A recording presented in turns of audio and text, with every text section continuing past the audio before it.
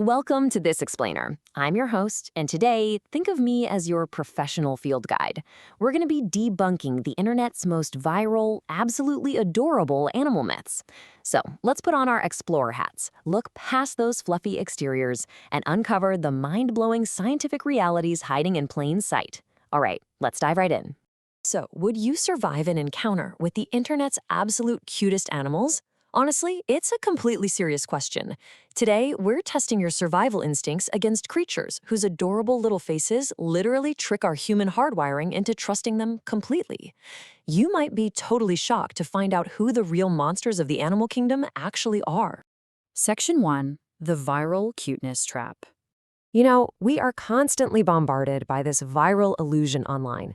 We scroll past these big eyes, soft fur, and that Pixar-like innocence, right? We're biologically programmed to trust round faces because they remind us of our own infants. But nature hides a terrifying biological reality just out of frame. As an explorer, I want to show you the stark contrast between that social media fantasy you're scrolling through and the concealed biological weapons, lethal venom, and bone-crushing jaws hidden just beneath all that fluff. Trust me, nature effortlessly exploits this fatal flaw of ours. Section 2. Slow loris, venomous primate. Okay, so our very first case study is the ultimate internet darling, the slow loris. Now, you've probably seen the viral videos. It's this docile, wide-eyed little creature reaching its arms up for a tickle, right? It looks exactly like a living stuffed animal just begging for a hug. Well, actually, scratch that. It is a complete illusion. That quote-unquote cute request for affection is actually a terrified wild animal completely frozen in a defensive posture.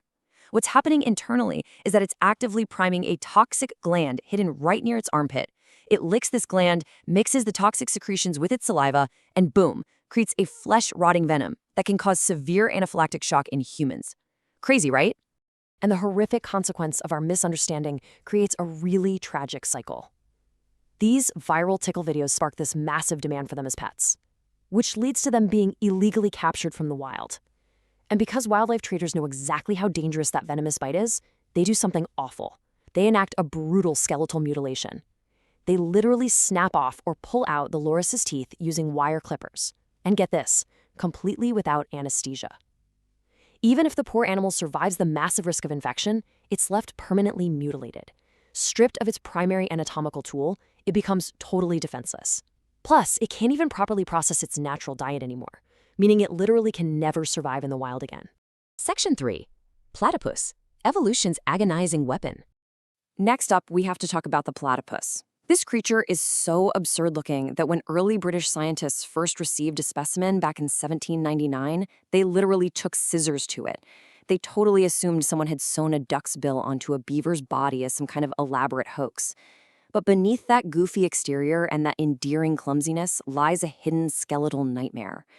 Connected directly to venom glands, there are these hollow keratinous spurs protruding right from the hind ankle bones of the male platypus. These spurs are purpose-built for violent male-to-male combat during breeding season, injecting a venom that isn't designed to kill, but rather to cause absolute, unbearable agony. The medical reality of getting stung by one of these is absolutely terrifying. Victims describe it as feeling like hundreds of hot nails being driven straight into their skin. And because the venom actively targets your body's calcium channels, it is completely unresponsive to standard painkillers.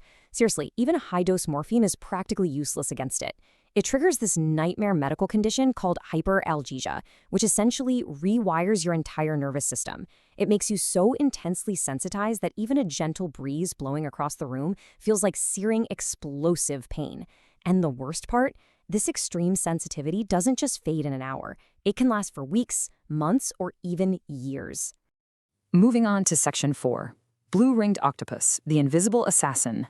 Just imagine you're out exploring the shallow rock pools of the Indo-Pacific. Suddenly, you spot this tiny, magical creature glowing with electric blue rings. Human instinct absolutely screams at us to pick it up, right? But hold on a second. A single blue-ringed octopus, an animal literally no bigger than a golf ball, carries enough tetrodotoxin to kill 26 adult humans. That's a neurotoxin roughly 1,000 times more potent than cyanide. In a golf ball. And here is the fact that should chill any explorer right to the bone. There is absolutely zero anti-venom for this. None. Because the octopus is so incredibly small, its bite is virtually painless. You might just feel a tiny, faint prickle, but within minutes, the venom actively blocks the sodium channels in your nerve cells, and your muscle control just completely evaporates. The true psychological nightmare here is that the venom doesn't cross the blood-brain barrier. So as respiratory paralysis takes over, victims remain entirely conscious. You're completely aware, hearing everything around you, locked inside your own limp body as you literally watch yourself stop breathing. So how do you avoid this horrifying fate? By actually understanding their warnings. See, in a relaxed state, its dull, mottled brown camouflage blends perfectly into the rocks. But the second you see those brilliant, glowing neon blue rings appear, you need to back away immediately. They are definitely not a permanent decoration there for our amusement. They are a blaring emergency warning system. If you see those rings light up, the animal is agitated and has already decided you're a threat. If you reach for those glowing rings, well, you've already made a fatal mistake. Section 5. Leopard seal, the smiling demon. Whenever we think of seals, we usually picture clumsy flippers and these fun, playful demeanors. And the leopard seal often reinforces this illusion with a wide, friendly smile and an intense curiosity. They're even famously known for trying to feed dead penguins to wildlife photographers. It just seems so pure and sweet. But let's look beneath the surface. This smiling mammal is actually a 3.5-meter-long, 600-kilogram apex predator. Second only to the orca in the Antarctic, they are built to violently hunt warm-blooded prey, literally thrashing penguins and other seals against the surface of the water just to tear them apart. That playful curiosity is an incredibly deadly double-edged sword. In 2003, a British marine biologist named Kirsty Brown was snorkeling near a research station. Without any warning whatsoever, a leopard seal grabbed her, dragged her 23 feet underwater, and drowned her. It was a deeply tragic demonstration of their immense power. Because of this terrifying incident, modern researchers today have to operate under extremely strict protocols. If a leopard seal is even spotted, mandatory and immediate water exit is required. Make no mistake, this playful-looking mammal is the absolute ruler of the freezing shallows. Section 6. Pufferfish, the comedic killer. Now let's consider the pufferfish. It's this clumsy, round animal with these fluttering little fins that inflates into a spiky balloon when it gets startled. Honestly, it genuinely looks like an evolutionary joke. But internally, it is a biological minefield. Its hidden internal organs, specifically the liver and the ovaries, along with its skin, are loaded with tetrodotoxin. Yes, that is the exact same lethal neurotoxin found in the blue-ringed octopus we just talked about. Yet incredibly, humans actively risk everything to consume it as the luxury Japanese delicacy known as fugu. Let me be clear, preparing fugu is not cooking. It is literal surgery. Chefs have to undergo 2 to 3 years of incredibly rigorous training just to learn how to extract the toxic internal organs without contaminating the meat. A single millimeter of error from an amateur or unlicensed chef means the diner's nervous system completely shuts down, and they suffer the exact same fate as an octopus bite victim. This comedic little fish kills simply because humans stubbornly refuse to leave it alone. Section 7. Nature's ultimate disguise. So, this brings us to a really crucial survival takeaway for this explainer. We constantly rely on our human aesthetics to tell us what is dangerous. We're always looking out for sharp teeth, massive claws, and intimidating roars, right?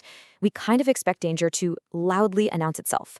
But evolutionary reality absolutely does not care about human aesthetics. A hidden skeletal venom spur on a platypus works just as well as a grizzly bear's claws. A lethal neurotoxin in a tiny octopus is just as devastating as a great white shark's bite. These animals didn't evolve to be cute for us. They evolved to survive. Cuteness is just highly, highly effective camouflage. Which brings us to this incredibly powerful thought. In the wild, beauty is often a warning. And cuteness, that's just the ultimate disguise. The next time you're scrolling and you see a viral video of an animal that looks like a literal plush toy on your feed, just remember what is hiding beneath the surface. Nature is incredibly brutal, and it really doesn't forgive mistakes based on outward appearances. So I leave you with this final question to chew on. Are you ready to rethink your relationship with viral wildlife media? Having explored these deadly, hidden anatomical truths today, are you prepared to question the illusion of innocence the very next time a viral animal crosses your feed? Our natural world is fascinating, complex, and, as we've seen, deeply dangerous. Let's respect it for what it truly is. Thank you so much for joining me on this explainer, and hey, stay curious out there.